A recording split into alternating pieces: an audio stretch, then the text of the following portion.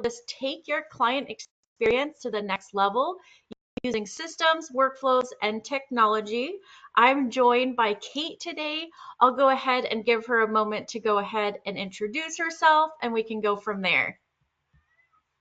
Hey, Nora, thank you so much for having me today. I love these conversations. My name is Kate Guillen. I'm the founder of SimplicityOps, and we are a consulting company that helps financial advisors better serve their clients using systems, processes, technology, and workflows. And talking about taking your client experience to the next level. And so here at SimplicityOps, we believe that your financial advisor's number one responsibility is customer service. All right.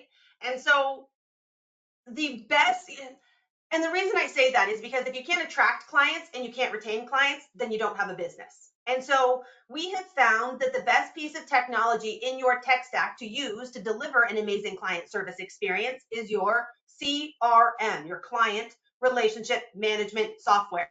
All right. And so that's where I'm going to start with this conversation. We're going to take a look at like the, an overall approach at this, starting with your CRM. How should it be organized? How can we really get the most out of this tool and truly use it as like the operational hub of your business?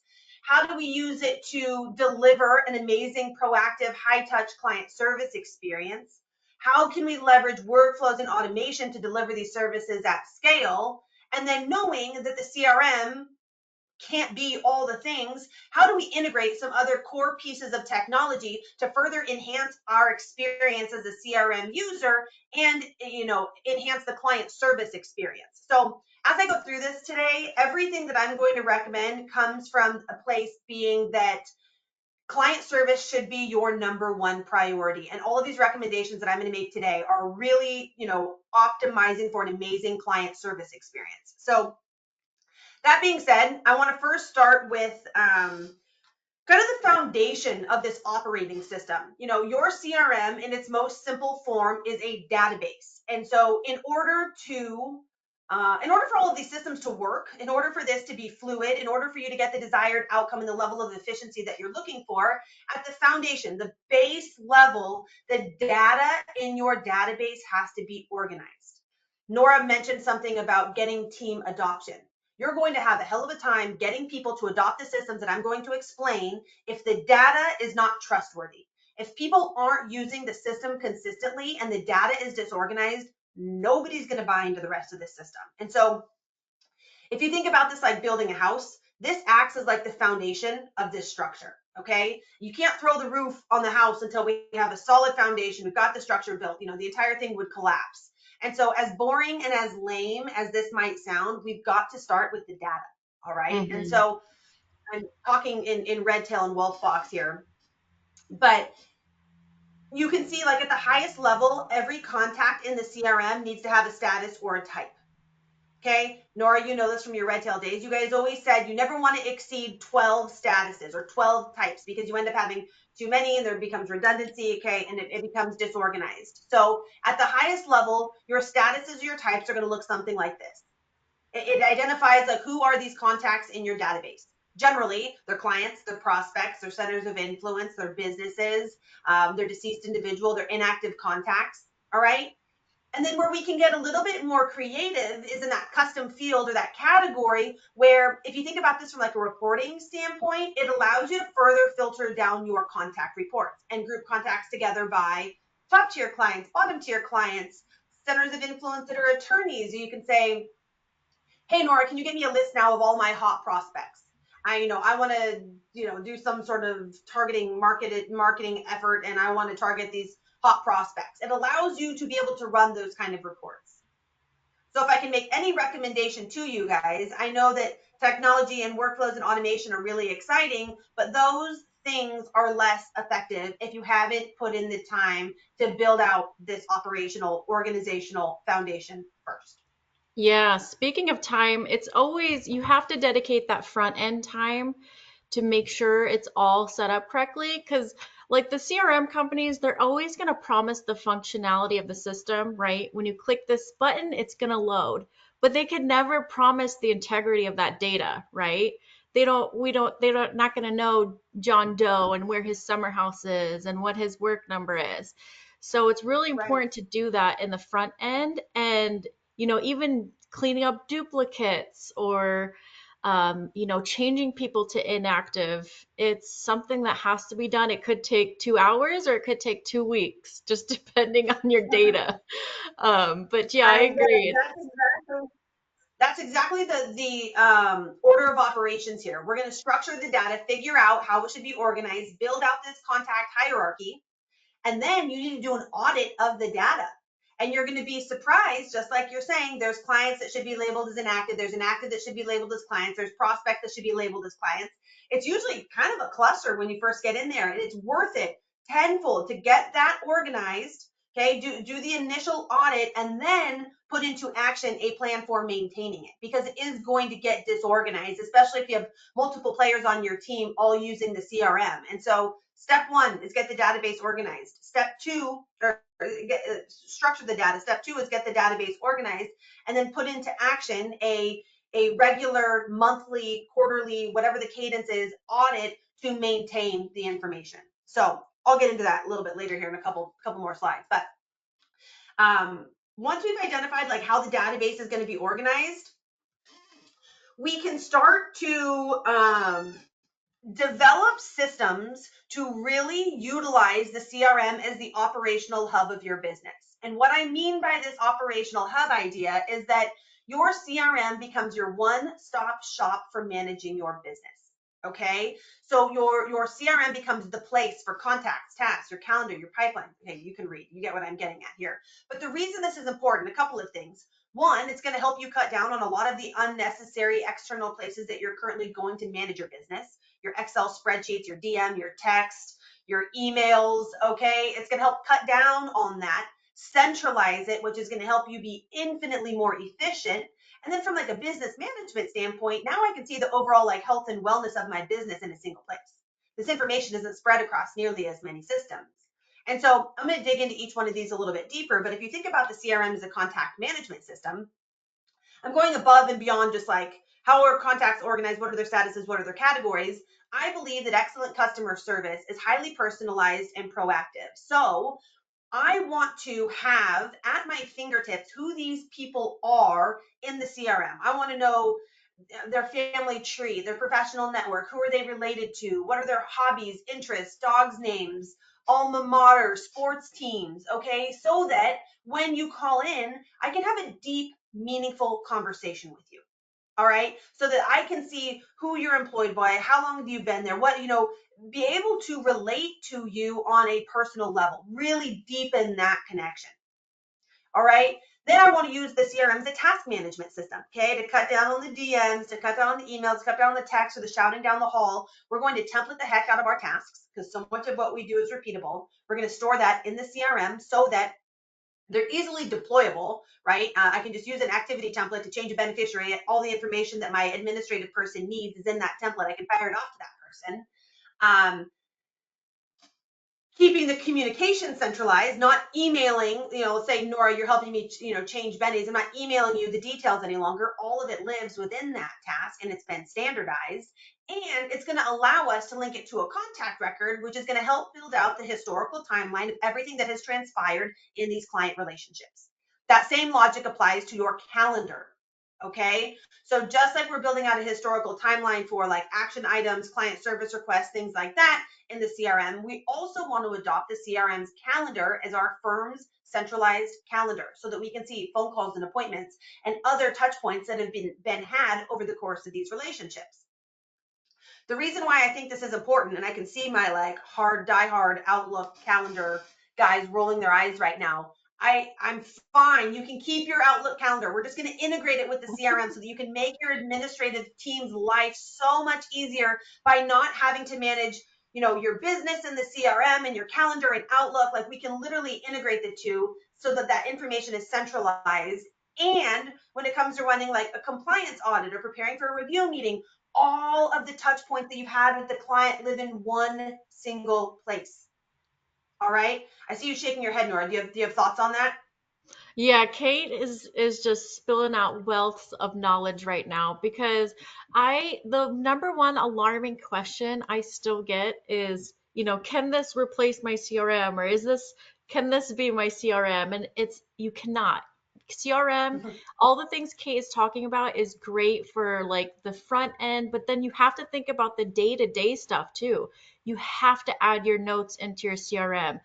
That's the only way to compliantly date, time, and user stamp things to make sure that you are offering that high level of customer service. Oh, hey, you called in last month, asked about your 401k balance. You can go ahead and share that in an audit and cut that down from 2 weeks to 2 hours. So, the CRM is definitely something that needs to be expanded out. And yeah, I totally agree with you. And I like to, take this to the next level, especially for our like growth oriented teams that have, big, revenue goals. Using your CRM as the pipeline management system is also super effective. We oftentimes get advisors out of their Excel spreadsheet, move it into their CRM so that, again, you can see in one place new revenue opportunities, where they're at in your pipeline, track and ensure that they're moving up to the 1 yard line, becoming full-fledged clients. Just make sure that new revenue opportunities aren't slipping through the cracks. And the reason why I think that is important is the same reason that I've mentioned for every other thing, is that now all of this lives in one single place. Okay. Same thing with your accounts, getting your data feed set up so that we can connect them to our tasks, so that we can see where accounts are custodian, what types of accounts do people have. All of this information living in one single place makes tracking, reporting, and really tracking specific business metrics possible, because it all lives in one place. This is not possible if you're operating out of an external calendar, a Google Sheet, an Excel doc, Asana, Monday.com, and Slack. It doesn't work. This Yeah. solves all of that. Yeah, definitely. I mean, what is data, right? Data is going to help you tell a story. So you can't really make those business operation decisions unless you have this data to work off of. hmm I get the question a lot, like, what's my team working on? Are people, how are people's bandwidth? What are, what kind of, do I have any, what are my upcoming appointments? When is the last time I met with Bob Jones? Like, that is incredibly difficult to track and do if it's not living in your CRM. So take my word for it. This is literally why we do what we do, because I used to live off of 100 systems to manage these core components of the business, and found that the CRM is a phenomenal tool to help manage this more efficiently. So Yeah, it's like your second brain, right? I always am joking. I'm like, I don't remember what I wore yesterday, let alone where client 14 is versus client 99. for sure. And so I want to keep building on this idea about like utilizing the CRM as the hub of your business, because we've talked about how data should be organized, which is, I've stressed the importance of that. Now, everybody on the team, I guess I haven't said this yet. Everybody on the team, let me restate this. The key to your success here, if you are optimizing for efficiency, better client service, profitability, growth, the key to your success is mutual adoption by all users. So everybody on your team needs to be using your CRM the same way for these core competencies. All right. And so once everybody knows how the database is organized, is adopting that style guide or that contact hierarchy, everybody's using your CRM to manage your business, then we can start to talk about some of the fun stuff. And for me, the fun stuff is your service model and delivery. I love the lovey-dovey stuff. I love to design and build out an amazing customer service experience. And so this is where I want you to start brainstorming. Who are these people that you serve? What are the services you provide? Okay, so who you serve across the top there, services you provide, and what do you want this to feel like? Okay, this is a collaborative conversation that we have with our clients, but basically we start with like, let's segment the book, into 4 segments. Do not exceed 4 segments. There's no need for that. It just becomes cumbersome and hard to manage. And let's qualify these relationships. And we like to think of it in terms of the 3 A's. This is something that I heard Michael Kitces say that I love. AUM, advocacy, and attitude. Okay, it's not just a straight up revenue or AUM number. There's an emotional component involved here when we qualify these relationships. Okay, so it's like, how much money do you manage on their behalf? Are they an advocate for your business? And do you enjoy working with them? Okay, because they might only have 100 grand to their name, but they're a killer referral source. They're giving you all of your tier one clients over and over and over again. So you want to give them the white glove Ritz-Carlton tier one experience, even though they don't meet that $1 million threshold. All right, it's important that we nurture that relationship and we meet with them more often than we do a tier 4 client. So I'd like you to think about that when you segment your book, the emotional component too. Okay, and then think through, how often are we meeting with people? All right, are you doing surge meetings? Are you meeting all 12 months of the year? How many meetings do you want to have in a week? That's going to help us, structure our time and our calendar and get really clear on how many clients we can serve, right? How are we meeting with people? Is it in person? Is it virtual? We had this conversation yesterday. I believe in giving people the option. I don't want to assume that you want to come to my office and meet with me. I don't want to meet with my advisor. I want to meet with them on Zoom. All right, trying to be efficient with my time here, versus like my parents, they love to do the in-person thing. Okay, and so you want to give your clients the option. Are we, celebrating birthdays or milestones? I heard an advisor say yesterday, for his tier 1 clients, he helps them negotiate car prices. He helps with, college applications. He helps with, all of these different things. Okay, I want you to like brain dump this into a spreadsheet. Okay, so that we have a living, breathing document of what we want this experience to look like, so that our team knows expectations on tier 1 clients we get back to by the end of the day. Tier 4 clients, they can kind of hang out a little bit, right? So that we can prioritize our time better. But it's not good enough to just jot this down in a spreadsheet. We actually need to take this information to the CRM and use the CRM as the vehicle for delivering these services proactively.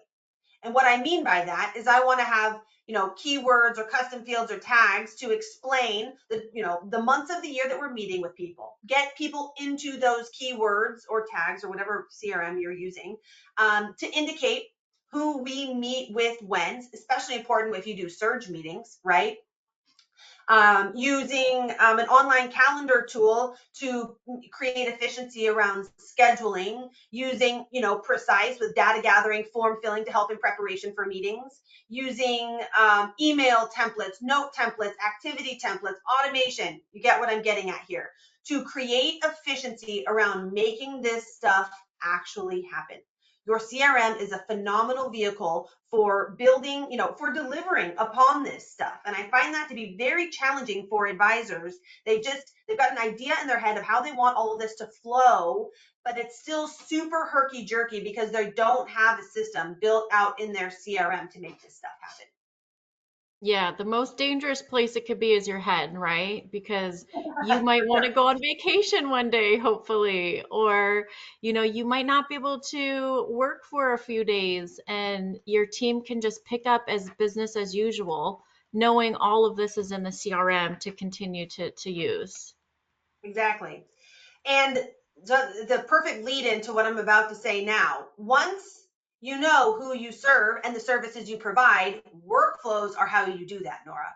Workflows are how you deliver this at scale. Workflows are how you delegate to your team and rest assured that the client service experience is going to be as performed as well by the rest of your team as it was by you, because you've literally brain dumped into your CRM in a checklist, aka a workflow format of exactly how the various processes need to be executed. And so workflows, I'm going to get into here and give you some examples of standard workflows that we see investment advisors incorporate into their practice. But as you think through your workflows, I'd like to challenge you by thinking through, what are you doing more than 3 times that has more than 3 steps?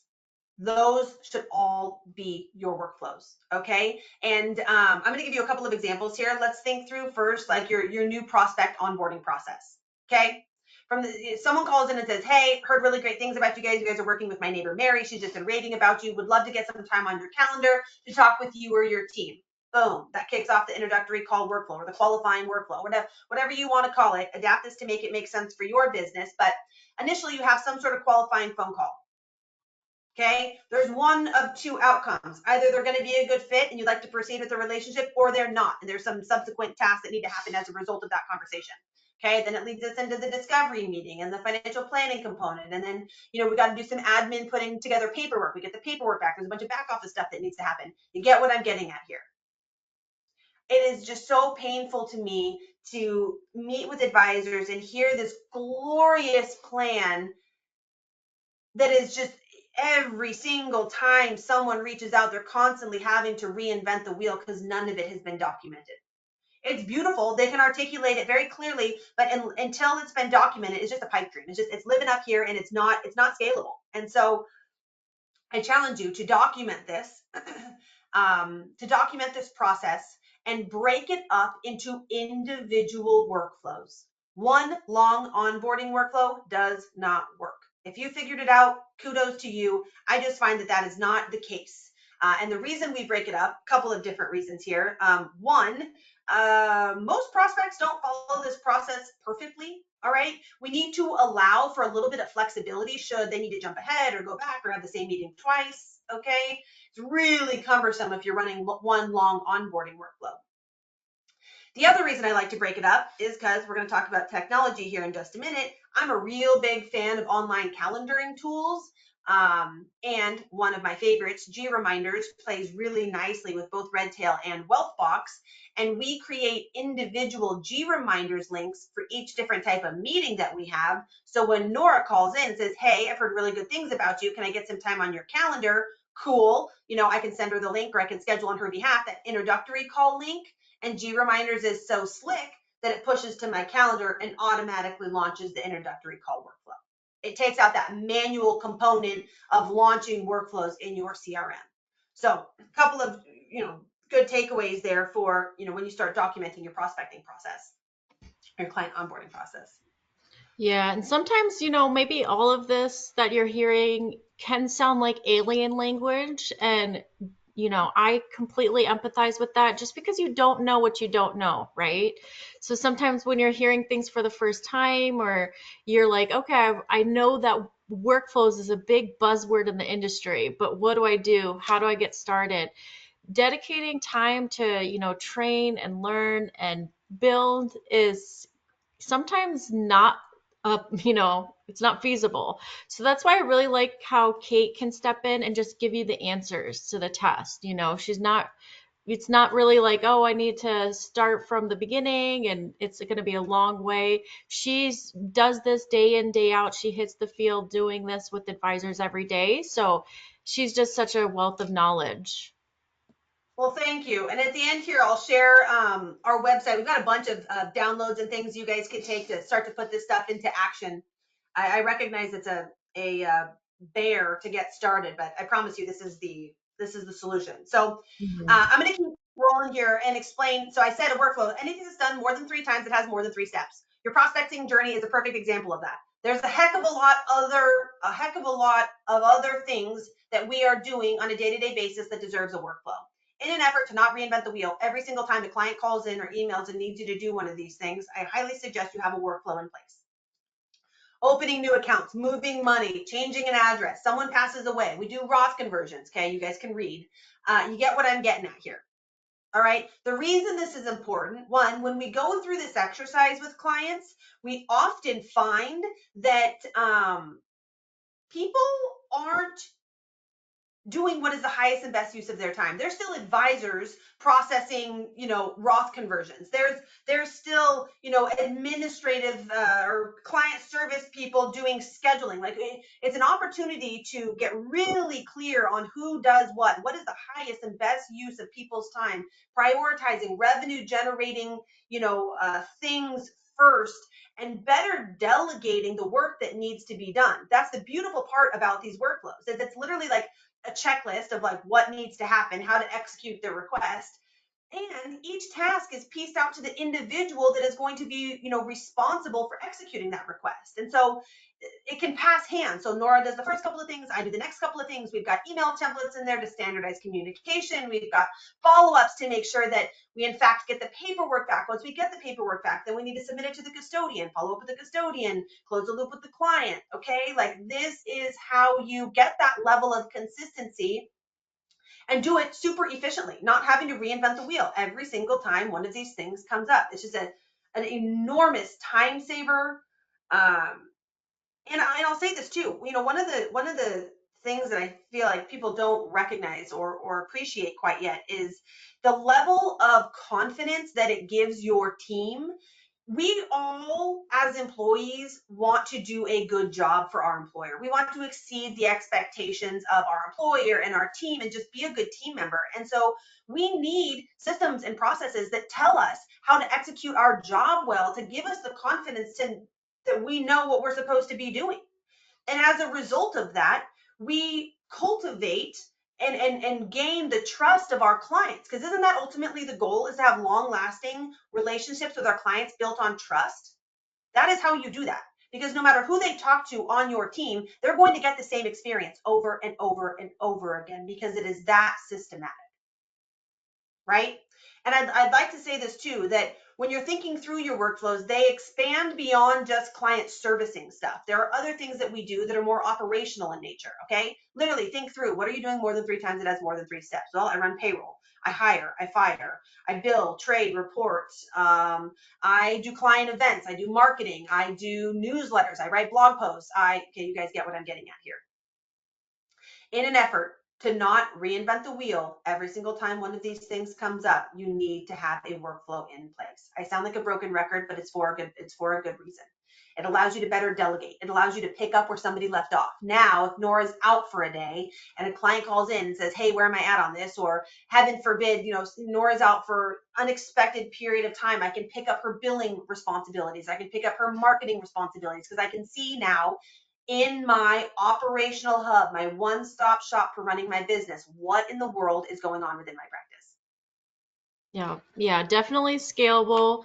If you need to hire 10 more new people this year, or you're gonna get 100 new clients this month, both of those scenarios require this building out in order to accomplish it well. And even as an advisor, you need to be protective of your time. And this really Absolutely. allows for that. You're protecting your time and you're making it really clear about what you need and what you care about and kind of delegating the rest. And you're able to keep a bird's eye view of everything at the same time. Yeah, I like that. And I can kind of feel what other people may be feeling at this moment because I was in your shoes not that long ago and it's like, okay, this all sounds really great, but my God, is this a lot of work? And I'll tell you, it is a lot of work. And it took me years to figure it out and master this, but it is short-term pain for long-term gain. The upfront work that you're going to do is going to pay massive dividends on the back end, not in terms of like just elevating your client service experience, elevating your team, saving time, making more money. Like this is the key. This is how you do that. And I'd like to also emphasize here that I recognize that your CRM can't be all the things. There are some very necessary additional pieces of technology that I suggest you implement as you go through this process. Okay, I'm not promising you that once the CRM is dialed, like all your problems will be solved. That's not the case. You're going to find friction points as you go through this process because the CRM is just a database. Yeah, it's a killer place to manage your tasks and your sales pipeline and your calendar and your client service experience. Okay, but like as you go through this, kind of Nora hinted at this earlier, taking notes still sucks. Okay, there is some amazing technology, things like FinMate, that'll help take your notes, push it to the CRM, put in action items, launch workflows. Okay, look into that. If you find like this is still so painful, I suggest that you look into some core pieces of technology to help solve that. Things like Bento engine with proactive client educational information. Precise data gathering, form filling, again, from an Yeah, data administrative entry, right? I was always like, data the entry. bottleneck is always getting that good, clean data inside of the system. Always. And Always, what I right? like about Precise is it really empowers the administrative team to excel at their job, okay, and excel at delivering on this experience. If we're optimizing for an amazing client service experience, then we need to empower the people delivering that service, okay? And Precise is a phenomenal tool to do that. And so I encourage you to keep it simple, okay? KISS, keep it simple, silly, right? That's kind of our motto around here. And the reason that is important is, no offense, advisors, but y'all are kind of bright, shiny object chasers. And I find when we work with advisors, there's a lot of undoing. There's redundancy. There's too much technology. Keep it simple and select tools that enhance the CRM user's experience and your client service experience. Yeah, you got to have, your financial planning tool, your portfolio management tool, you got to have your custodian, but all of the other bells and whistles can just be noise. And so as you think through what you should integrate, I suggest that you go through the build out of your CRM first, find those friction points and solve them with things like Precise, FinMate, Bento. What else am I forgetting? Oh, G reminders, calendaring. Find those friction points. Look for advisor technology solutions. If you have questions or want feedback, actually, this is a good jump to my next slide. We have a school community. It's a free community of RIA owners and operators, people that are on the front lines, just like you guys. If you have questions about technology or people's real life experience using and integrating technology, that's a phenomenal place to go ask questions. There's a million threads about data gathering, note taking, financial planning, portfolio management. It's a pretty cool community that we've been managing. So if you have questions, you can feel free to add them in here. Otherwise, if you have specific questions with your business, you're welcome to email us, join our community, or schedule a call and we can dig into your specific situation and I can help give you some pointers on how to get this thing going. All right, and Tara's asking, please explain how Precise FP works with Redtail. So I'm going to throw into the chat a link just in case you want to click on it. I can share here a visual of what exactly happens between that sync. So I know I'm a visual person, so I like to pull this up. So the connection between Redtail and Precise FP is, I'll kind of scroll down here a little bit slowly, but you'll notice there's more than 100 fields that are going to sync between Redtail and Precise FP and back and forth. So you'll notice that this is kind of just saying what it's called in Redtail and what it's called in Precise FP. So as you're doing your data gathering process, maybe this is someone you just met at lunch today and you're qualifying them. You might not gather this much information, but then when it gets to onboarding, that's when you're going to get into these details. So the idea is you can maybe start your prospect process in Precise FP, send over a Redtail optimized template engagement that'll coordinate all these fields over to them. They're going to fill out their own information and then you're going to export all of this over into Redtail. So it'll either create a new record for a prospect or it'll update these items for an existing client. So another use case is, Kate's coming in for into the office this week for her review. I might consider sending over that Redtail optimized engagement over to Kate and it'll be pre-filled. So everything that I already have on Kate will be pre-filled.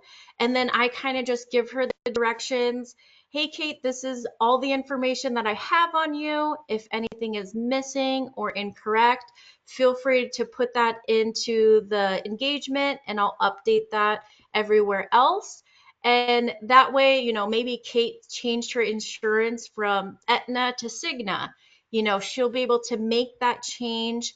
I, as the advisor, will be able to go to her account and see that change. So I talked about protecting your time as an advisor. Maybe your operations team is responsible for sending it out and making sure that it's completed. But then your job or your direction to them is to then tell you what's changed. So you'll notice here in green, it's lit up with a number. I can click on it and I can see here that Cigna's the health insurance and it used to be Aetna. So then when Kate does come in, we're just talking about those things that changed or anything that, maybe she called about previously in the year. And that's kind of where our conversation goes. but you're either gathering that good clean data or you're keeping it clean. So that's how it Right. works with Redtail. Well, you brought this up, and I really want to drive this point home. Precise FP is how you obtain good, clean information on the front end and maintain it going forward. Because unless the database is trustworthy, no one's going to use it. And people change, people move, people change insurances, like you're giving that example. You have to maintain that information so that it remains trustworthy. And I don't know a better system than Precise to do that. Yes, definitely. And there is also a question kind of asking if I can share the pre-built templates. So same thing, we don't want you really reinventing the wheel. We have a lot of pre-built templates already available, and you have these 30 plus integrations that we work with. A lot of the times you'll be working with softwares that don't even talk to each other yet. So Precise FP is really great as that bridge to get those two softwares talking to each other even. But if I go over to the form icon here, it kind of looks like a paper icon.